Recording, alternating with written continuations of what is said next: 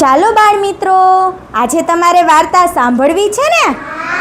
તો ચાલો સરસ મજાના ટટ્ટાર એકદમ બેસી જાઓ. એક વખતની વાત છે. એક ટીપુ હતું. શું હતું? એનું નામ પણ ટીપુ હતું. ઈ સમુદ્ર હોય ને, સમુદ્રમાં એના મિત્રો સાથે રહેતું હતું. ક્યાં રહેતું હતું?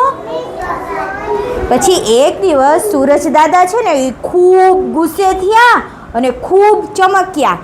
એના લીધે એ ટીપુ છે ને, એમાં સૂરજ દાદાના કિરણો પડ્યા ને, એટલા માટે એ ટીપુ છે ને એકદમ ગરમ થઈ ગયું અને હળવું હળવું થઈ ગયું. કેવું થઈ ગયું? અને એની વરાળ બની ગયું. શું બની ગયું? એની વરાળ બની ગઈ ને એટલે એ સીધું આકાશમાં ગયું. ક્યાં ગયું? આકાશમાં ગયું ને. ત્યાં એને બીજા ખૂબ મિત્ર મળ્યા અને એ બધા સાથે ભેગા થઈને પછી એક વાદળ બની ગયું. આહાન શું બની ગયું? વાદળ બની ગયું. વાદળ એકદમ બધા મિત્રો ભેગા થયા ને એટલે એ વાદળ ભારે થઈ ગયું. એમાં પાણી બની ગયું. શું બની ગયું?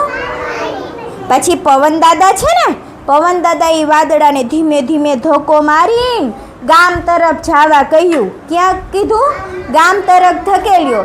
એટલે એ પછી વાદળામાંથી ધીમે ધીમે શું આવવા માંડ્યું? વરસાદ આવવા લાગ્યો. વરસાદ આવ્યો ને પછી તમે બધા રાજી રાજી થઈ ગયા.